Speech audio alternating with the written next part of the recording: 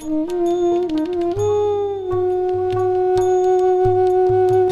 মানুষ ওয়াকাম দেন ভালো লিচু তুলে নিয়ে লিচু নিয়ে গেছে না। আসসালামু আলাইকুম, আপনারা সকলেই কিন্তু জানেন দিনাজপুরের বিখ্যাত লিচু। আমরা আজকে সেই লিচু বাগানে এসেছি। এখানে একটি লিচু বাগান আছে।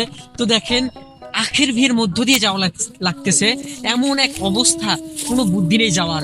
যাই হোক, অবশ্যই আমাদের সঙ্গে থাকবেন। কিভাবে কোথা থেকে আসবেন সম্পূর্ণ ভিডিওতে গাইডলাইন তো থাকবে। তো শুরু করা যাক। যে লিচু বাগানটা দেখা যাচ্ছে, আমরা কিন্তু এখন সেখানে যাব, লিচু দেখবো কেমন হয়েছে এবং এবার বাজারজাত কীরকম সব কিছু আমরা এই ভিডিওতে থাকছে। সবাই ভিডিওটি দেখবেন।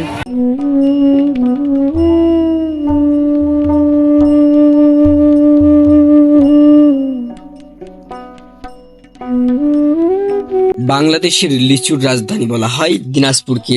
স্বাদ, মিষ্টিতা, রং, গুণগত মানের কারণে দিনাজপুরের লিচু সারা দেশে ব্যাপক জনপ্রিয়।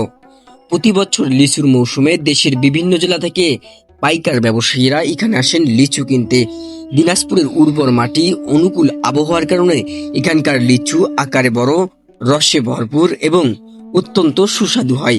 বিশেষ করে বোম্বাই, মাদ্রাজি ও চায়না থ্রি জাতের লিচু ক্রেতাদের কাছে সবচেয়ে বেশি চাহিদা সম্পন্ন।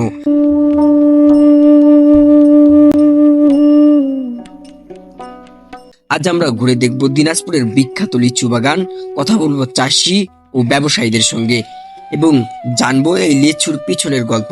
গাছে গাছে ঝুলে থাকা লাল টুকটুকে লিচুর অপরূপ সৌন্দর্য সত্যি মনকে মুগ্ধ করে। লিচু গাছে লিচু সাধারণত আসে জ্যৈষ্ঠ মাসের শুরুতে। দিনাজপুরে সাধারণত সকল জাতের লিচু হয়ে থাকে, যেমন বোম্বাই, মাদ্রাজি ও চায়না থ্রি। লিচু গাছে সাধারণত ফাল্গুনের শুরুতে মুকুল আসে, চৈত্রের শুরুতে গুটি রূপান্তর আর জ্যৈষ্ঠের শুরুতে লিচু রূপান্তর।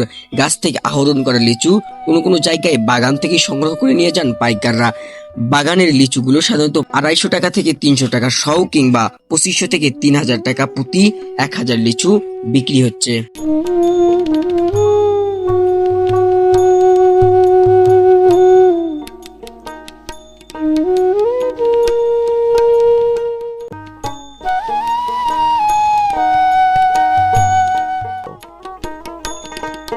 এগুলো জাত কি? হ্যাঁ, জাত কি এগুলো? এটা বোম্বাই। বোম্বাই মানে দাম কিরকম এবার?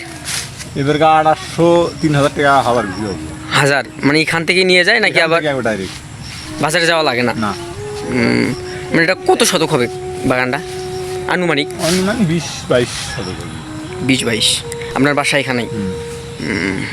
আজকের ভ্লগে আমরা ঘুরে দেখলাম দিনাজপুরের লিচু বাগান, জানলাম কৃষকদের পরিশ্রম এবং দিনাজপুরের লিচুর বিশেষত্ব সম্পর্কে।